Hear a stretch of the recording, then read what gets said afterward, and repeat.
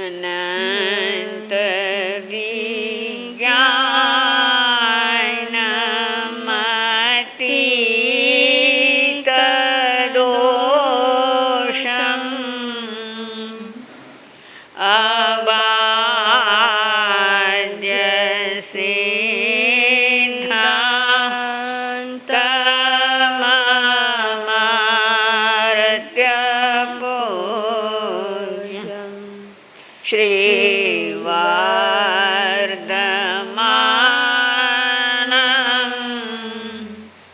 જીનમાપ્તમોખ્યમ સ્વયંભુવં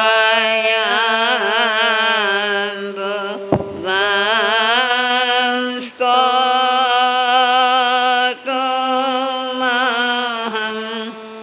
યતિ.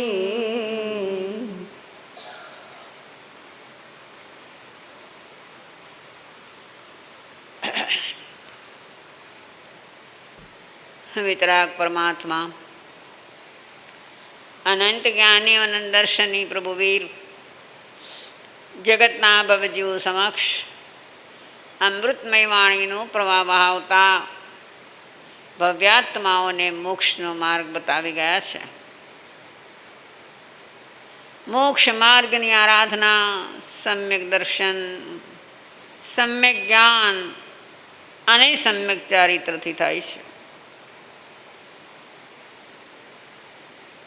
આ ત્રણેય રત્નો ઉજ્જવળતાને જ્યારે પામી ત્યારે ચારે બાજુ એટલે કે આત્માની આસપાસ ચારે બાજુ પ્રકાશ ફેલાય છે. રત્નોનું કામ છે પ્રકાશ દેવાનું.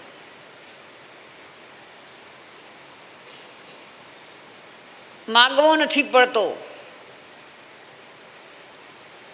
પ્રકાશ લેવા માટે કહેવું નથી પડતું એને, પણ સહજ સહજ એ પ્રકાશમય પદાર્થ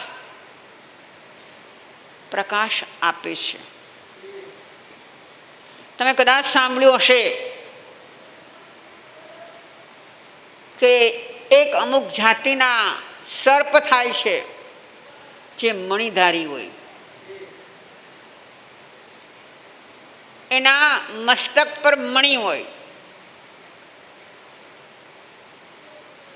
જંગલમાં રહેતા એ સર્પ રાતના સમયમાં જ્યારે ઘોર અંધકાર હોય, જંગલમાં કોણ દીવો કરવા જાય?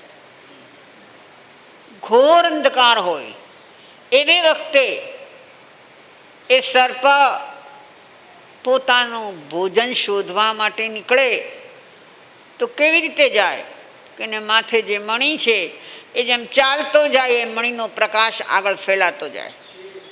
આ સાંભળેલી વાત છે.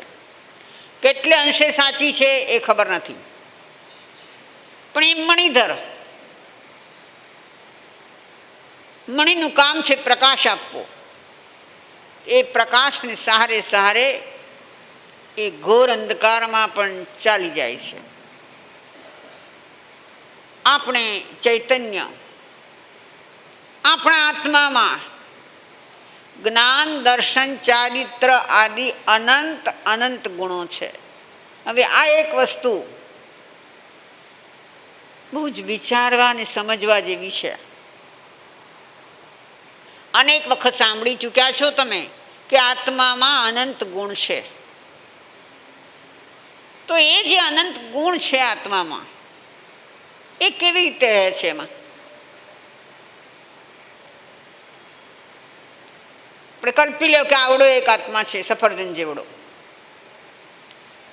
એ આત્મામાં અનંત ગુણ છે, તો કેવી રીતે આમ બિંદુ બિંદુ બિંદુ બિંદુ બિંદુ બિંદુ હશે? કેવું હશે? કલ્પના તો કરો. બીજા કોઈની કલ્પના કરીએ ન કરીએ, આપણે આપણા પોતાની તો કલ્પના કરીએ કે પ્રભુ કહે છે કે તારામાં અનંત ગુણ છે. તો એ અનંત ગુણ ક્યાં રહેલા છે? મને કાં દેખાય નહીં, મને કાં અનુભવાય નહીં? તો પહેલાં વિચારો કે એ કેવી રીતે રહેલા છે.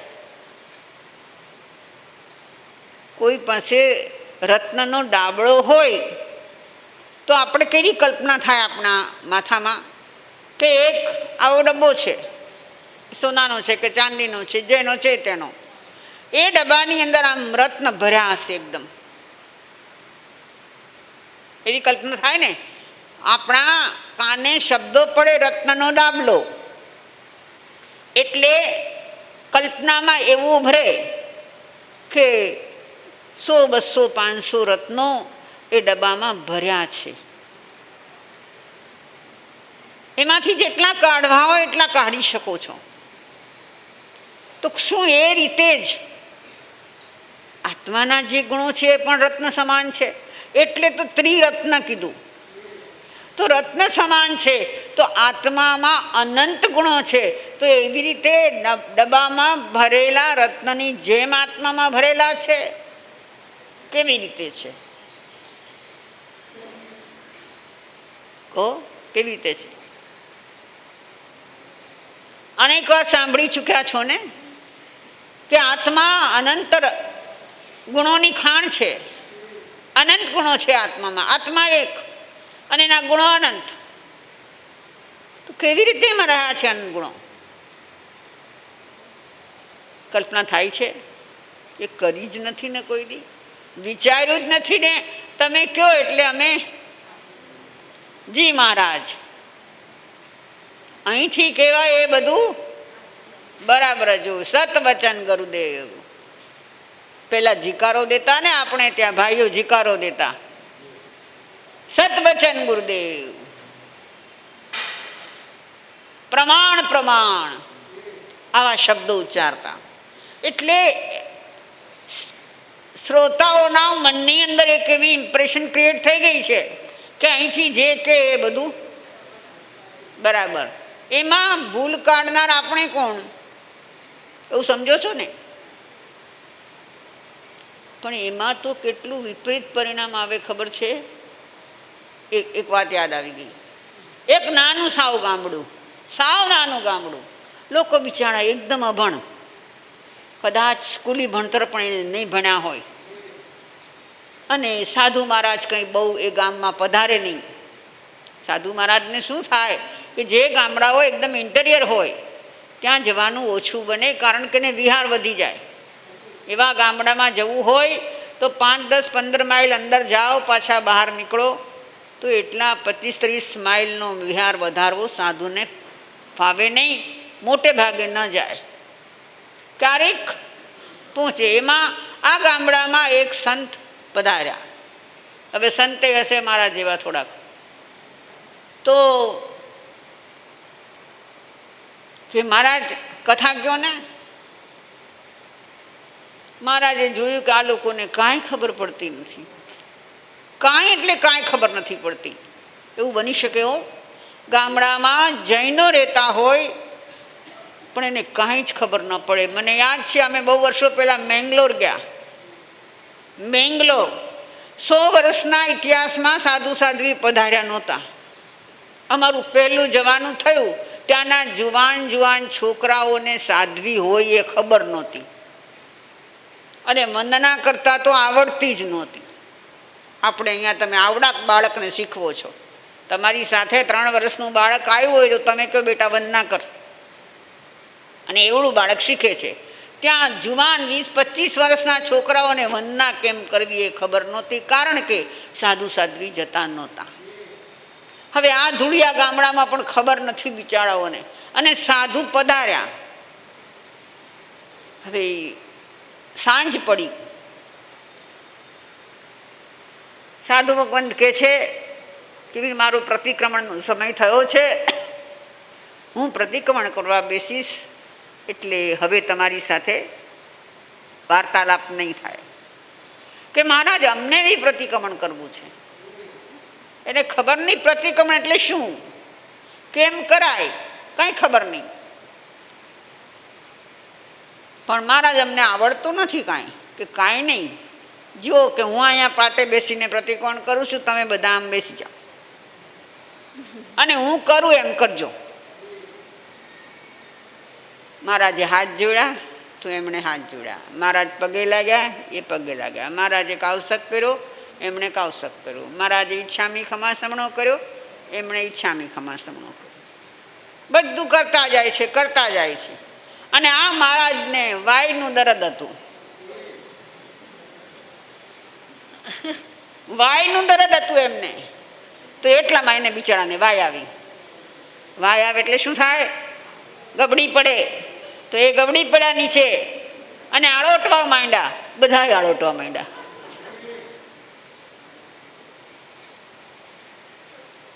આ શું છે? ઘોર અજ્ઞાનતા. મહારાજ બિચારા કહેતા ભૂલી ગયા કે ભાઈ મને વાયનું દર્દ છે અને મને આવું થાય તો આવું નહીં કરતા તમે, એવું કહેતા ભૂલી ગયા એ. અને આ પરિસ્થિતિ થઈ. આપણામાંથી કોઈની આવી પરિસ્થિતિ ખરી? હે બેનો, તમે આળોટવા માંડો, હું આ આળોટું, તમે આળોટો નહીં? ના ના માસતી, અમને તો આવડે છે. કેમ? કહેવાની વાત એ છે કે અજ્ઞાન એ અંધકાર છે. અજ્ઞાન છે ત્યાં પ્રકાશ નથી, પ્રકાશ નથી ત્યાં સમજ નથી. રત્નો કયા ગુણને? હા, તો આપણો પ્રશ્ન એ હતો કે આત્મામાં ગુણો કેવી રીતે છે. મેં તમને પ્રશ્ન પૂછ્યો છે કે ડાબલામાં રત્ન ભર્યા હોય એમ ગુણો ભર્યા છે આમાં. શું કહો છો? એવી રીતે જ છે? બરાબર. તમે શું કહો છો? નહીં? એમ ન હોય તો કેમ હોય? હા, જ્ઞાન તો એક ગુણ છે, જ્ઞાન તો એક ગુણ છે, પણ પ્રભુએ અનંત ગુણો બતાવ્યા.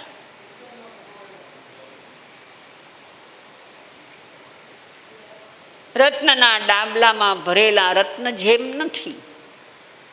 બહુ સમજવાની વાત છે. આત્મા એ અરૂપી પણ પદાર્થ છે, દ્રવ્ય છે. એ કંઈક છે કે નહીં? આત્માનું કાંઈક અસ્તિત્વ છે કે નહીં? છે. આત્મા અસ્તિત્વવાન પદાર્થ છે કે નાસ્તી છે? ના, અસ્તિત્વ છે. તો જે અસ્તિત્વ છે એનું કંઈક રૂપ હોય, પણ કેવું રૂપ છે એનું? નો ઇન્દ્રિય ગેજ અમૂર્ત ભાવા, એ અમૂર્ત રૂપ છે. સમજો, આ વિષય નીકળી ગયો છે, થોડો સૂક્ષ્મ છે પણ જાણવા જેવો છે. અમૂર્ત ભાવ છે, અમૂર્ત. અમૂર્ત એટલે એને આપણે એની વ્યાખ્યા કરીએ તો જે પાંચમાંથી કોઈ પણ ઇન્દ્રિયોથી પકડાય નહીં તે અમૂર્ત. પાંચ ઇન્દ્રિય ને છઠ્ઠું મન, છમાંથી કોઈ પણ શક્તિ એને પકડી ન શકે, એને જાણી ન શકે એવું જે એક પદાર્થ, એ અમૂર્ત અરૂપી પદાર્થ. તો આત્મા દેખાતો નથી પણ અનુભવાય છે. હવે એ જે અનુભવ છે એ આપણે અંદરથી અનુભવ થાય છે પણ બોલી શકતા નથી આપણે. આપ તમે ઘણી વખત સાંભળી ચૂક્યા છો કે ઘી કેવું હોય. ઘી ખાવ છો ને રોજ? સૂકી રોટલી ભાવે? ઘીવાળી જોઈએ, અને બરાબર ઘીવાળી હોય તો ઓર મજા આવી જાય. બરાબર? ઘીનો ટેસ્ટ કેવો કેવો હોય? ઘીનો સ્વાદ કહેશો કોઈ? ઘીનો સ્વાદ કેવો? બહુ સરસ, બહુ સરસ. ઘી તો જેણે ખાધું એને ખબર પડે કે ઘીનો સ્વાદ કેવો. ડાલડા હોય ને ચોખ્ખું હોય, કઈ ફરક પડે? ડાલડા નહીં હો ભાઈ, એ નહીં ચાલે. અમને તો ગીરની ગાયનું ચોખ્ખું ઘી જોઈએ, એમાં જ મજા આવે. અરે મજા તો ખરી, પણ મોઢેથી બોલતો ખરો કે એનો સ્વાદ કેવો? વાણીમાં નથી આવતો. વાણીમાં નથી આવતો. એ તો શું થાય છે તો કે તો અનુભવાય છે. એમાં આત્મા એ અનુભવની ચીજ છે, પણ આત્મા જાગૃત થયો તો એના અનંત ગુણોને અનુભવી શકે છે. પ્રશ્ન આપણો એ છે કે અનંત ગુણોને અલગ અલગ અલગ જાણી શકે છે, સમજી શકે છે કે આ જ્ઞાન, આ દર્શન, આ ચારિત્ર, આ દ્રવ્યત્વ, આ પ્રમેયત્વ, આ લઘુત્વ આવી રીતે જાણી શકાય કે ના? કારણ કે અલગ અલગ નથી, પણ આખા એ દ્રવ્યની અંદર વ્યાપ્ત છે. જ્ઞાન, દર્શન, ચારિત્ર ત્રણ ગુણને મુખ્ય આપણે કહીએ છીએ. તો હવે એ વિચારો કે જીવ જ્યારે, સમજો આ વાતો થોડી અઘરી વાત નીકળી ગઈ છે ભાઈ, પણ સમજો કે જીવ જ્યારે જ્ઞાન ગુણનો અનુભવ કરતો હોય ત્યારે સાથે સાથે દર્શન ગુણનો પણ અનુભવ કરી શકે કે નહીં?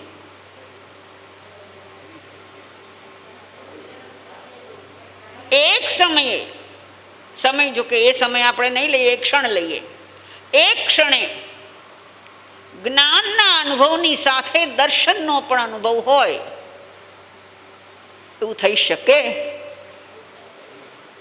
જે સમયે જ્ઞાન છે એ સમયે દર્શન છે કે નથી? છે ને? બહુ સરસ પ્રશ્ન છે આ. કર્મગ્રંથની અંદર એવો પ્રશ્ન ઉઠાવવામાં આવ્યો છે કે કેવળ જ્ઞાની પરમાત્મા, જેને આપણે અનંત જ્ઞાની અનંત દર્શન, એટલે કેવળ જ્ઞાન અને કેવળ દર્શન બે એમને છે એ આપણે બોલીએ છીએ, આપણે જાણીએ છીએ. તો ત્યાં એક પ્રશ્ન ઉઠાવવામાં આવ્યો કે કેવળી પરમાત્માને જે સમયે કેવળ જ્ઞાન હોય, આ સમય પાછો સૂક્ષ્મ સમય આવ્યો હો, આંખના પલકારામાં અસંખ્ય સમય જાય એ માયલો એક સમય, જે સમયે જ્ઞાન છે એ સમયે જ દર્શન છે કે નથી? શું કહો છો? સાથે જ છે? હવે જો સાથે હોય તો સાથે જ અનુભવ થાય કે ન થાય? અરે સાવ સિમ્પલ વાત છે. રોજ જમવા બેસો છો, દાળ ખાવ છો, ઘરવાળી દાળ ભાત શાક બનાવે છે ને, દાળ જમો છો, દાળમાં કેટલા ટેસ્ટ હોય? એકાદ વસ્તુ પણ ઓછી નાખી હોય તો ટેસ્ટ બદલાઈ જાય. મીઠું તો બરાબર જ, પણ હળદર ના નાખી કે ધાણા જીરું ના નાખ્યું તોય ટેસ્ટ બદલાઈ જાય. તો એ બધાનો ટેસ્ટ એક સાથે આવે છે ને. આજે દાળ બહુ સરસ બની છે એવું જ્યારે બોલો તો બહુ સરસનો અર્થ શું થાય? કે એમાં જેટલા સ્વાદ જોઈએ એ બધા જ સ્વાદ છે એમાં, અને એકી સાથે છે. આપણે વાપરીએ છીએ તો પણ એકી સાથે એનો સ્વાદ અનુભવાય છે. આ તો બધાનો અનુભવ છે ને. અને આપણી ઇન્દ્રિય એવી ટેવાઈ ગઈ છે, સ્વાદેન્દ્રિય એવી ટેવાઈ ગઈ છે કે કાંઈક એક વસ્તુ ઓછી હોય તો આપણને ખબર પડી જાય છે, ખ્યાલ આવી જાય છે કે નહીં? અને એમાંય જો માથા ફરેલો પુરુષ હોય, એ તમારા માથા ફરેલા કેમ હોય? હે હે હવે નથી ને? હવે તો ફેરવ્યા પોસાય એમ નથી. હવે તમને ફેરવ્યા પોસાય એમ નથી. હવે મારે એવું કંઈ બોલવું નથી, પણ એક ટેસ્ટ ઓછો હોય તો સમજણ પડી જાય છે. તો એકી સાથે એક જ પદાર્થમાં એનું થોડુંક, એક રોટલી બોળો એમાં કેટલી દાળ આવે, એટલી દાળમાં પણ આપણને બધો ટેસ્ટ આવી જાય છે. એવી જ રીતે આમાં તો જોકે આત્મા સાથે તો સરખાવી નહીં શકાય, પણ સમજવા માટે કે એવી જ રીતે આત્મામાં રહેલા બધા જ ગુણોનો અનુભવ એક સાથે થઈ શકે છે. એમાં અસ્તિત્વ છે, વસ્તુત્વ છે, દ્રવ્યત્વ છે, પ્રમેયત્વ છે, અગુરુ લઘુત્વ છે, જ્ઞાન છે, દર્શન છે, ચારિત્ર છે. અનેક અનેક આપને એટલા ગુણોના નામે નથી આવડતા, એટલા ગુણો એનામાં છે. અને અનંત અનંત ગુણોનો અનુભવ અનંત જ્ઞાની કરે છે. આપણું કામ નથી હો. આપણે તો બિચારા બહુ પાછળ છીએ, બહુ નીચે છીએ. આપણું કામ નથી. પણ જ્ઞાની પુરુષ આનો અનુભવ કરતો હોય છે. મારો મહાવીર એનો અનુભવ કરતો હતો. હજી કેવળી નથી થયા, મોહનીય પડ્યું છે, છતાં અંદરમાંથી જાગૃત થયેલો જે આત્મા છે, એક જાગૃત છે ને એક સુષુપ્ત છે. સુષુપ્તને તમે કાંઈ ખવડાવી દો ને તે બહુ ખબર ન પડે શું ખાધું. એ ઊંઘમાં હોય તો શું ખબર પડે? કોકે ખવડાવી દીધું તો ખાઈ લીધું. કોમામાં રહેલા વ્યક્તિને કંઈક ખવડાવો તો ખબર પડે? હે, આપણે કોમામાં છીએ કે જાગીએ છીએ? શું કહેશો? શું કહેશો? કોમામાં છો કે જાગતા છો? મને તો એમ લાગે કે હું તો કોમામાં છું. આમાં અનંત અનંત શક્તિઓ બની છે, અનંત ગુણો આમાં છે. એ ગુણો જાગી રહ્યા છે, એ ગુણો પરિણમી રહ્યા છે. ક્ષણે ક્ષણેની પર્યાયો થઈ રહી છે ને છતાં મને કાં અનુભવાય નહીં? કારણ કે હું કોમામાં છું. આ દશા છે આપણી. આપણે પોતે જે છીએ એને જ આપણે નથી જાણી શકતા. તો પછી અજ્ઞાન અંધકારમાં આળોટવાનું જ છે. પેલા ગામડાના માણસો આળોટવા માંડ્યા એમ આપણું ઈ જ થાય છે. તો બંધુઓ, ભગવાન મહાવીર આમાં ગતિશીલ છે. આત્માના ગુણોના અનુભવના વ્યાપારમાં એ ગતિશીલ છે. અને છતાં જ્યારે નીંદ આવી ગઈ, 2 ઘડી ઊંઘ્યા, ત્યારે સાંકેતિક સ્વપ્નો લાદ્યા એમને. ગઈકાલે આપણે એક સ્વપ્નની વાત કરી કે તાડ જેવા પિશાચને મારી રહ્યા છે અને એનો અર્થ પ્રભુ બતાવે છે કે મોહનીયનો સર્વથા નાશ કરશું. આ જન્મમાં સર્વથા નાશ કરશું. એવી રીતે બીજું સ્વપ્ન, મારી સામે એક પુરુષ કોયલ ઊભો છે. કોયલ હોય ને, જનરલી જુઓ આપણે લોકોની બુદ્ધિ એટલી બધી અલ્પ છે ને. ઉનાળાના દિવસો હોય, આંબે મોર આડા હોય ત્યારે કોયલ ટવકે ને. આપણે શું શબ્દ પ્રયોગ કરીએ? આજે કોયલ ટવકી રહી છે, કોયલ ટવકી રહી છે એમ બોલીએ ને. એવા એવા તો ગીતો પણ બન્યા છે. કોયલ ટહુકી રહી જ મધુવનમાં. તો હવે એ કોયલને આપણે માદા સમજીએ છીએ કે નર? બહુ સાદી વાત છે. આમાં કોઈ અધ્યાત્મ નથી, ખાલી સમજની વાત છે કે અહીંયા ઝાડની અંદર એ પાછી છુપાઈને બેસે. અહીંયા એનો ટહુકો સંભળાતો હોય અને આપણે બારીમાં જોવા જઈએ, કોઈ દેખાય નહીં ઝાડમાં, બોલતી હોય ઝાડમાં બેસીને. તો એને આપણે માદા સમજીએ છીએ કે નર? માદા સમજીએ છીએ. કોયલ બોલી રહી છે. અનુભવીઓ જે પક્ષી વિશેની જાણકારી ધરાવે છે એ એમ કે છે કે માદા કોયલ ક્યારે બોલતી જ નથી, બોલે છે એ નર કોયલ છે.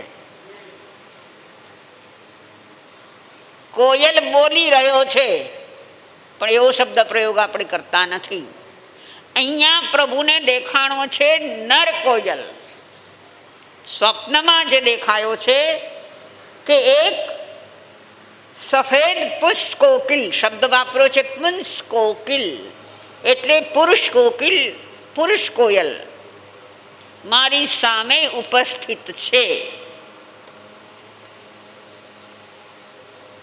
શું હશે એનો અર્થ, એનો સંકેત શું હશે?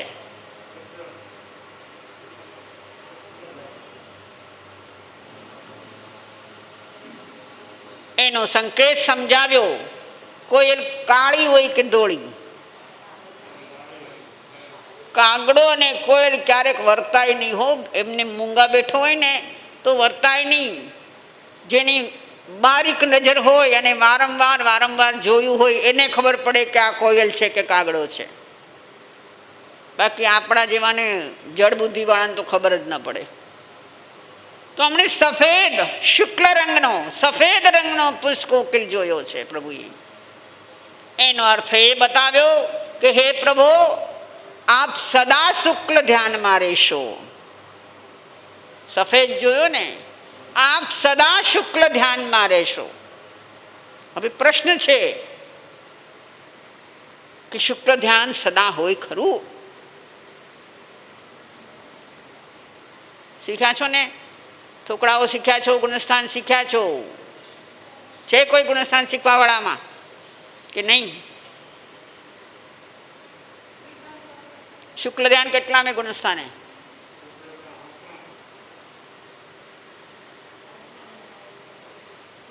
એમ કહેવાય છે કે ચોથા ગુણસ્થાન પછી ધર્મ ધ્યાન શરૂ થાય છે. આર્ત રૌદ્રની તો વાત જ નથી. ધર્મ શુક્લને જ વિચારવાના છે. ચોથા ગુણસ્થાન પછી ધર્મ ધ્યાન શરૂ થાય. ચોથે, પાંચમે, છઠ્ઠે ધર્મ ધ્યાન છે. અને જ્યારે પ્રમત અવસ્થામાંથી અપ્રમત અવસ્થામાં જાય છે, જેને આપણી સાદી ભાષામાં કહીએ છીએ છઠ્ઠેથી સાતમે ગુણસ્થાને. સાતમે ગુણસ્થાને જ્યારે જાય છે એટલે કે અંદરમાં અપ્રમત્ત ભાવો જ્યારે જાગે છે. અહીંયા જવું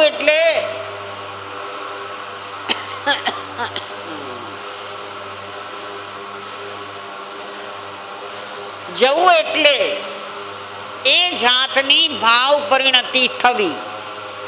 સમજો વાત, ક્યાંય જવાનું નથી હોતું.